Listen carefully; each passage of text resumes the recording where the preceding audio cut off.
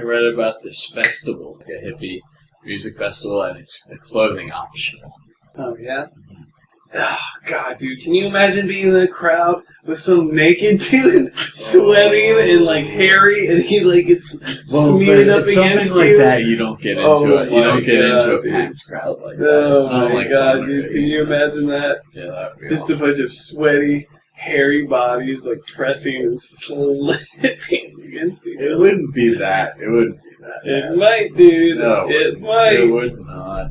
If you Or saw what if you had like that, you would clothing just optional? stay So away. what if there was one naked dude amongst all the clothed people, and so you had the naked dude pressing on you? Then you just get away from it. That's what I'm saying. There would be another naked dude. Nah, you just go out to the edge of the crowd. Dude, there's always naked dudes at the edge of the crowd. Oh my God. Do you remember when we were at that one show and Tess, let's call her, was there? Maybe you were with us, and there was this guy in front of us, and it was so hot out, and we were all so sweaty, and he had his shirt off, and he had the hairiest back I'd ever seen. Like it looked like he had a matted carpet on his back. And she turns around and looks at me and points at it and makes this like, oh my gosh face, like, can you believe how hairy this back is? And I just look at her right in the face and I just go like, oh my gosh, I know. And as I'm saying that, I'm pushing her closer and closer into this guy's back. And she's struggling and like fighting to like squish backwards against it, but ends up getting pressed up against this sweaty guy's back. Oh man. She was pretty upset at me for a while about that one.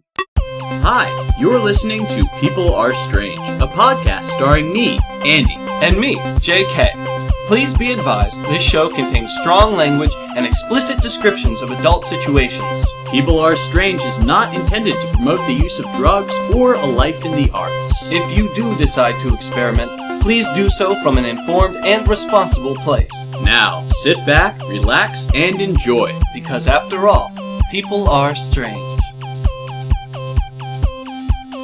So we just hear about the show, I just kind of saw it online and I called you up and I was like, fuck man, let's go to this rave in the middle of the woods. And you were like, yeah, we'll do it. And we had kind of tried to go to one before and it didn't really work out. And, I wanted to get going early in the day and it sort of got pushed back, but finally we met up. Pushed back because I was doing a photo shoot. Yeah, you were doing something important. You were working. But, we finally met up after dinner, and we were like, well, we'll get out there by 9. The music goes until 6 in the morning. Man, It'll be fucking great. It'll be perfect. So we drove out there. Now, what we didn't know is while we were driving out there, a lot of people were turning around because the cops had shown up and made them turn down the music. Turn it off, I think, at first. Yeah, turn it off at first. And so we show up there, and we pull into the parking lot, and this guy's like, hey, man, the cops came earlier, but it's cool. We've still got music playing. We just have to keep it quiet. And we were just like, all right, well, fuck, let's just check this place out. So we drive back, and we're in the middle of the goddamn woods. There's one gas station after we got off the highway. The mountains. Yeah, we stopped in the one gas station up in the mountains. Bought so much candy and so snacks. much candy. I got a pack of cigarettes for like $4.35. It was fucking gas glorious. was so cheap. We're in these dirt roads, just like we're in the middle of nowhere. So we walk. We don't really know what to expect. We walk up this hill. They've got road names on these unpaved, like rocky dirt roads with like street signs coming up out of the corners. Paths are named. I think the road we were on actually wasn't, the suffix of the road wasn't like drive or way. It was trail. We were on something trail. So we walk out into the middle of the woods and, we start hearing kind of people talking and we start seeing fires off in the distance and we kind of turn this corner. There's all these people sort of hanging out on this path. We get out there and there's just this tent village. That was the first thing we saw. Are you as we walked talking about up. when I asked the group about directions? Yeah, and so we ended up just kind of meeting these kids gathered around a fire. Obviously tripping. You remember, like, we walked up to them, we were like, hey, do you guys know where to go? And they were all just sort of like, yeah, it's like over that way. And some guy got his headlamp and he was like, I'll shine a light for you guys. I'll shine a light. As long as I can see you, I'll be shining as long it. as I can see you, I'll shine that light. And so we followed his light off and we finally found sort of the stage where they were still playing like dubstep and shit, but kind of quietly. And we kind of sat down on a log. I think we packed up a bowl. We were just sort of chilling. So now, meanwhile, everyone was getting turned away. We were some of the last people to get into the show, and we didn't have to pay. Yeah, we didn't have to pay. We didn't even realize that. We just walked up into this place. No one asked us for money. Just totally got in for free. So we're out at this show, this rave in the middle of the woods, and which is like a crazy space. It's like they've got like a stage, then they've got like screens with like projected images, and they've Light got like shows. laser lights going into the woods. Lots of scantily clad young girls with hula hoops. Very cute. And young men as well. Yeah, and, young men. campfires all over the place. And lots of dudes spinning village. fire. And women really and fucking crazy hula hoops and Hula hoops on light fire. up hula hoops and fire hula hoops. When they started lighting shit on fire, that was when shit started popping off. Dude, those new wave hula hoops with like the patterns and like the remotes. Oh my gosh, dude, those things are crazy. You know, we were looking at these hula hoops. This girl had this really, really cool hula She hoop. would wave it around and look like it's snake patterns. Yeah, and that was what was neat about it, was the lights around the edge flashed in a certain pattern so that when you spun the hula hoop, it made patterns. It the lights formed these sort of extra patterns. I was trying to think of like a better word for it, but they just form these kind of like trippy, like it's super awesome. Yeah, and super awesome. especially when you're enhanced with a few chemicals. Yeah.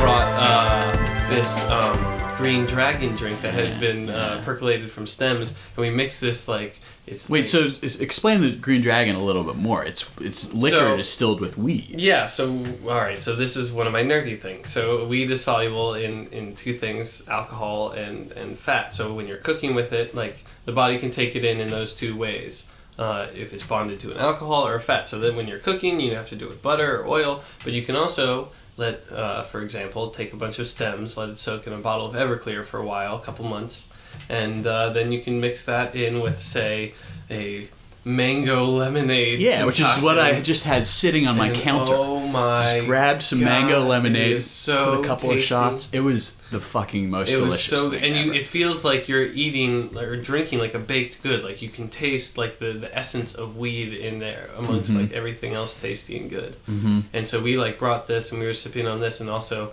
had to give out a few sips to cool characters that we met throughout the night, and everybody loved it. They all wanted another. Everybody fucking. The reaction was always, they looked up at the sky. They wanted to run away with the bottle. Yeah, that one girl tried to take your bottle. Yeah.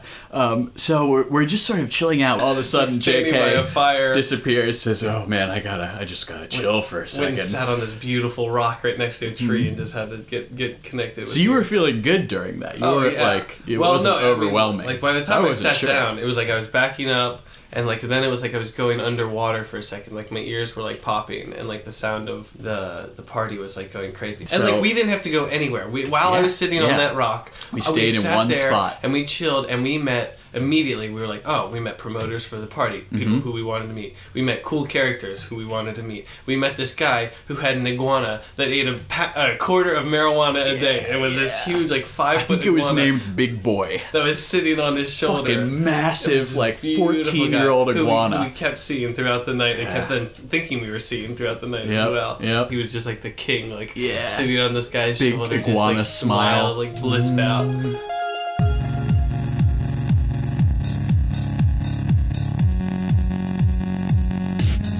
So we were just kind of hanging out and listening to the music, which was progressively getting louder. They kept kind of towing the line. Yeah. And we walked through the crowd at first, and we were like, okay, let's get out of here. Let's go back to the outside and wander around the tent a little bit. Yeah. And then we ended up later on being the people in the center going fucking crazy, dancing so hard, just feeling the music. We reached the epicenter in more ways than one. And realized that the people on the outside were now looking at us as the crazy bunch of party goers we had become. Right. Well, we were sort of hanging out in the fringe, and we met like a bunch of crazy, awesome people too. Well, that's what I wanted to talk about next. Most of them was like they're like first or second time, like the veterans that we had talked to had only been going to the things for like a couple months. Yeah. But so we ended up meeting this one girl who probably about 18 or 19 years old, and she was a Molly dealer.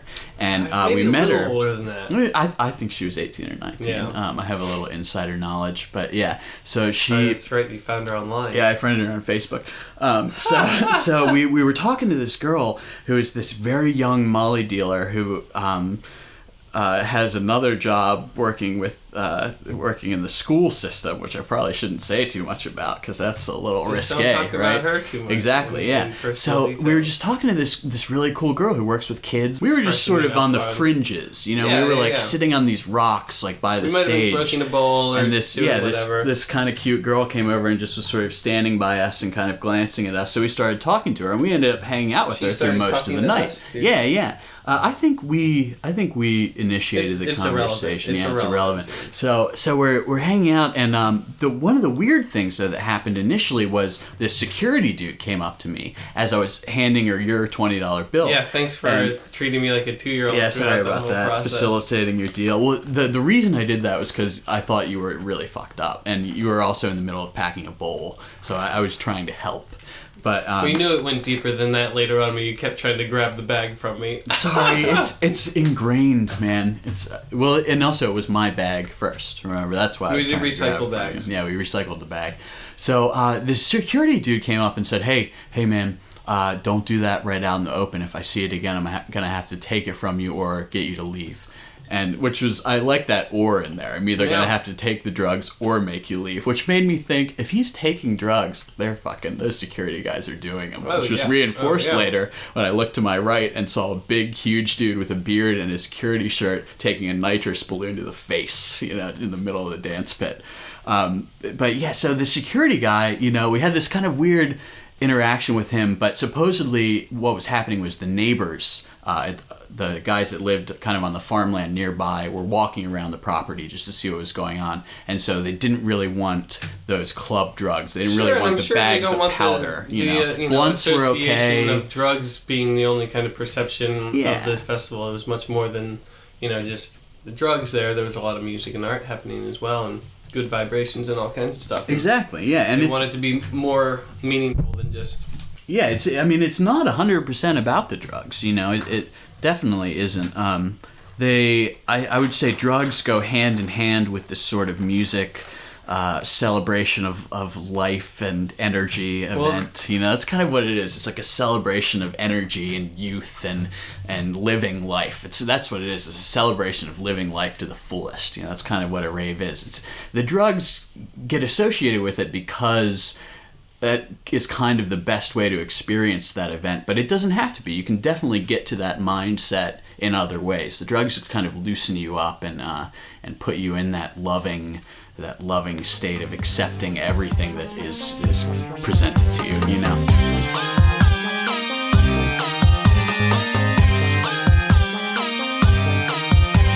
We got onto the dance floor, and actually, before that happened... We felt the responsibility as well. We kept all of our cans with us, and we put them out in the proper receptacles. Oh, we were very responsible. Yeah. Not just us. There were other people as well who certainly wanted to make sure to leave the space in a good space. Mm-hmm. Yeah. If you're a young person and you're going to raves, remember to be responsible. Because I saw a lot of young people who were being a bit too aggressive for that sort of event. They were kind of trying to start fights with each other over stupid things, and just being a little bit too aggressive and too inebriated. Yeah, perhaps. Maybe too inebriated. Yeah, part of responsibility is you can get really fucked up, but you don't want to be falling over. You don't want to get stuck in a K-hole, and we ran into one guy near the end that kept putting his hands in our bag because he thought it was his bag. Oh man! Don't get to that point, man. That's not necessary. We were fucked up off our tits, and we were still coherent. You know what I mean? We're a bit older, but still, you can always be responsible. Go in lightly. You can always do more, but you can never do less. That's right. Good message. So,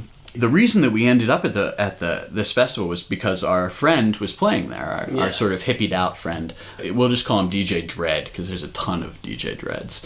And he was chilling out, and he had a tent in the VIP section. And so he sort of came over to us and was, "Hey, what's up, guys? How are you?" And we're like, "Hey, what's up, man?" And, I turned to him and I was like, yeah, we're looking for a place. Do you have a tent here? This is He was right like, after yeah. you talked about wanting to find him so that we could do exactly the plan that came to fruition. He showed up 2 seconds so much after. just perfect energy. In the place Synchronicity. that Exactly. night. Yeah. So he walked up to us. He said, do you have a tent here? He said, yeah, it's in the VIP section. So we walk out into the really dark part of the woods down this sloping hill, and we sit down by his tent in a couple of chairs. And dude, to be honest, I have absolutely no idea how I successfully pulled that off, because it was so fucking difficult to do that. I was so worried about you. I was worried about it. You kept insisting you wanted to do it, and then you would look so shaky and uncomfortable. Because getting multiple people involved would have made it more difficult. Yes, I know. I was like, either you have to do it or I have to do it. Yeah, Both of us can't do this. Exactly. Yeah. And so we ended up just folding all of the crystals inside of a 20. All of it did. All of it did. I think if anything spilled, it was a negligible amount. But I somehow, the difficult part was getting it back into the fucking bag. We walked back up to the festival, totally pumped, ready to dance. Oh, man. So we went up and we started fucking dancing hard. We started going hard, and the girls came over and started chilling with us, and we were all chilling. We were dancing with that one girl there that was barely wearing any clothing. And shared their weed later on with us as well. They shared, yeah. And it was just great having those, new friends around, new people around, and just chilling with them. And so we were all fucking dancing in the middle of the dance floor, just fucking throwing down so hard. Had hills and rocks in it, and it was like an unstable surface. It was just a complete mishmash. It was just perfect. Yeah, we were totally on a hill. It was kind of a funny place to have the stage, because everybody was just on a slope, Yeah, but it was great.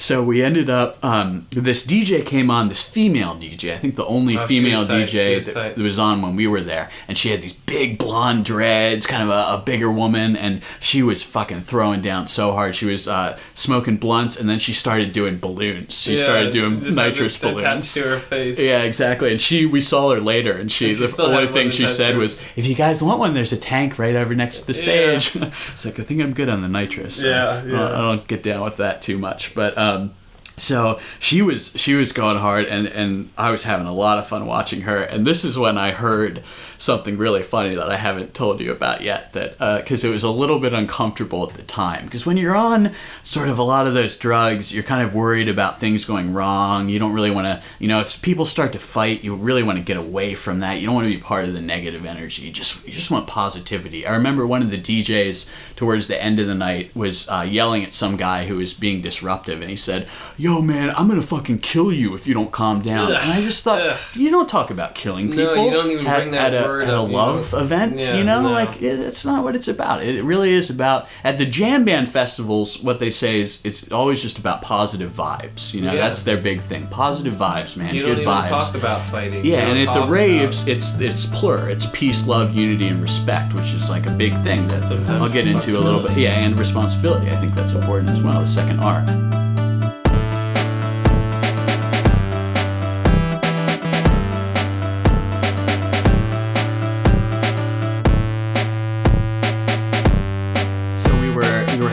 And we were dancing, and all of a sudden she started she kind of moved into dubstep. She went from she was sort of playing these kind of hip hop trancey beats. The DJ with the balloon. Yeah, I think it was the girl. It might have been the DJ after her. It's okay. Difficult to remember, as you can imagine. But somebody started dropping these hard dubstep beats, these dirty, filthy womp womp womp. Crunchy. And some kid behind us starts going, "No, not yet, not yet, no, not yet," and he just fucking takes off into the woods. Not yet, no. And some other guy went, "We have ourselves a tweaker." I heard that. I heard that too. Yeah. And it was so funny, but I also didn't want to bring it up. I saw him run down there a couple seconds before that. He was kind of running around the fringes of things, looking around he was looking for someone. And then I heard, I didn't look at him while this exchange happened. I didn't see that. But it was just so funny to hear the really hard music drop and him go, "No, not yet, not yet." He wasn't ready for it. But he was so ready for it. He was ready. He just didn't. He didn't know that he was ready. Yeah. You got to say yes. And then, the night proceeded. We proceeded to get even more intoxicated. All of our earlier friends. We had from brought the night. sleeping bags and chairs and a whole bunch of stuff. But we had to park so far away that we ended up changing and just grabbing a bag of our treats, our candy and stuff that we had brought, and like warmer our drugs clothes, and warmer clothes, and then like another bag of like beer. And so like 10 beers, all of which we drank. Yeah, or gave away. I think a couple were given away. A couple were given away.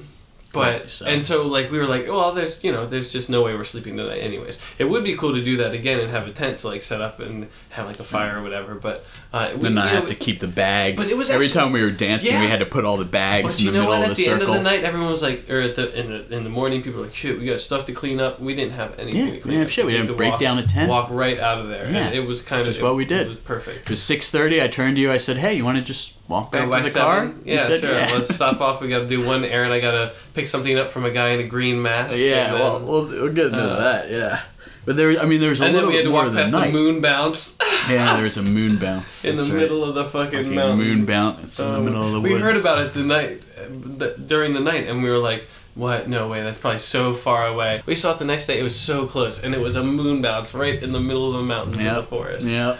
And it wasn't just a moon bounce, it was like an obstacle course with like slides and like things you had to jump through, and oh my god. Slides, exactly. There were a bunch of kids sitting in it doing dabs. Yeah. So the night proceeded and we got really fucked up. We made a bunch of friends early in the night. There was a couple that before had helped organize the event. Exactly, before the acid kicked in for everybody.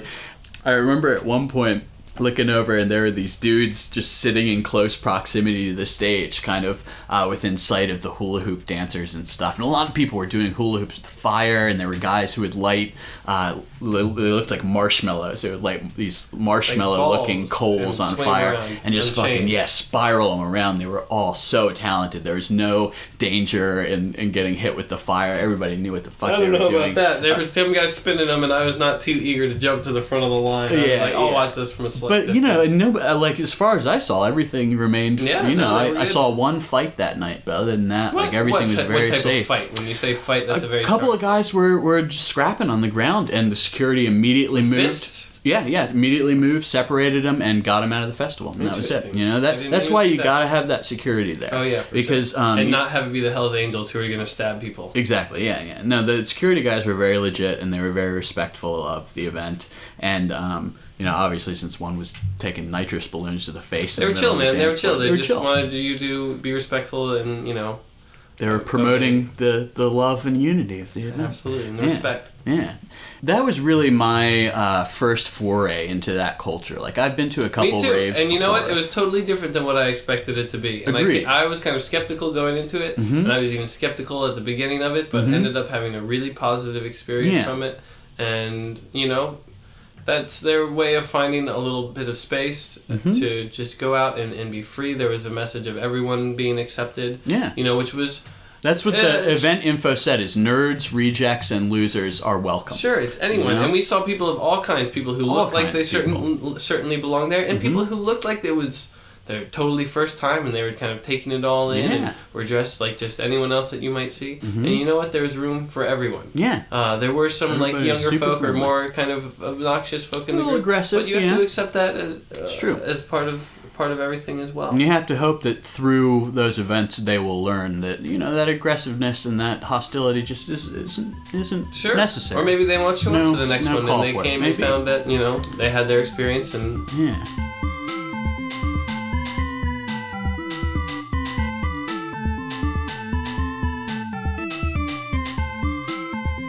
There's a thing called, they refer to these people as candy kids, and they're the ravers that you see with all the plastic kind of childlike bracelets on. They the sort of bracelets that kids would make in elementary school with, big words beads on them, big plastic beads. And the candy kids wear these bracelets. They're called candy. How do you spell candy? Kandi.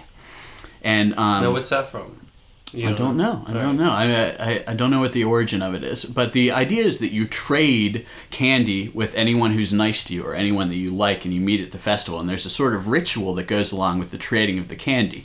And the ritual is it follows this idea of what I was talking about before, plur, or peace, love, unity, respect, and responsibility. And that comes from this rave DJ named Frankie Bones, who saw guys fighting in a show and said, hey, don't do that. We're about peace, love, and unity here.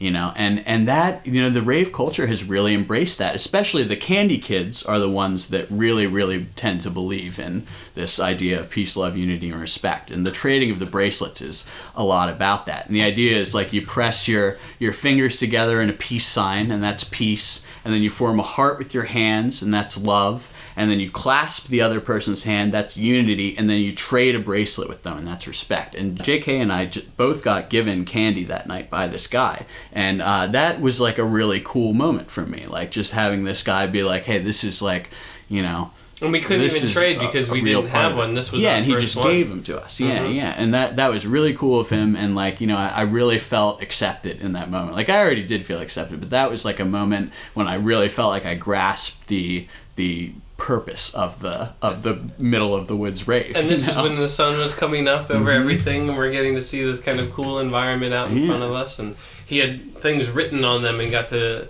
What did yours say? Mine says baby face. It says I look young. Mine says party pro. All right.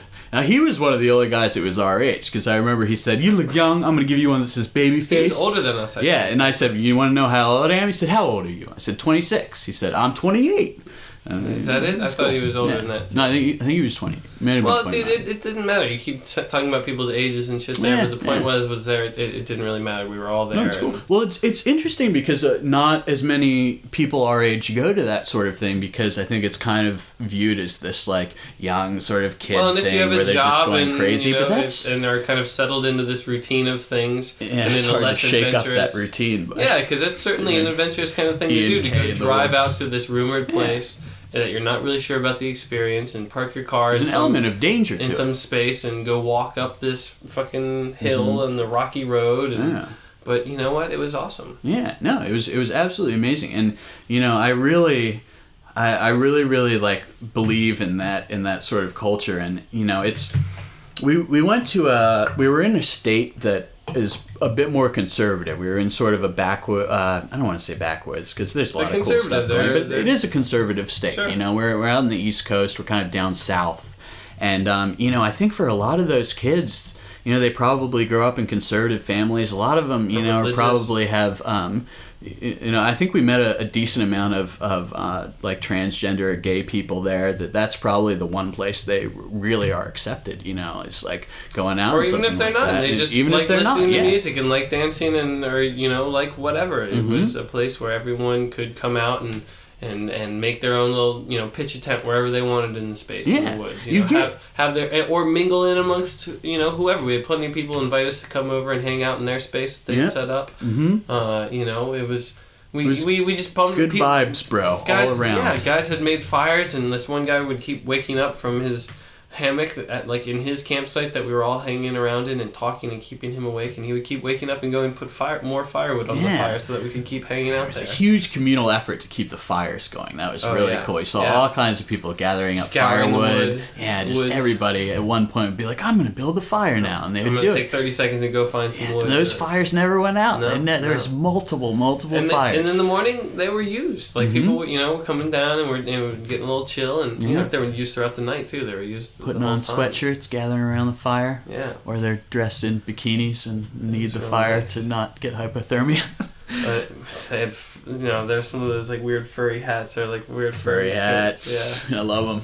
Yeah, That's dude, good. you know what I really like that I wish we had seen more of? This might be going out of style, but the boots, the furry boots that the girls wear, what I'm talking about? They're like furry. You ever seen this? I mean, not Uggs. No, they're like these rave boots, and they're just like these fluffy, furry kind of things. Maybe. Yeah, if you ever saw them, leg warmer type things, kind of, almost like furry cuffs. Yeah. Right before we left, the sun was coming up. Yeah. So you followed this guy to this tent, and I kind of peeked in to see what was going on because you took fucking forever. Oh my god, you're being such a little bitch about it. What? No, I wasn't. No, you were good, and then afterwards you're like, oh my goodness. I'm like, but under the flap it made joking sense. around. He's like, how long does it take you to count out $5? Yeah. Like, well, if you saw that he pulled out just like a wad of crumpled bills from his pocket, and That's then what had to I find imagined. 5 singles.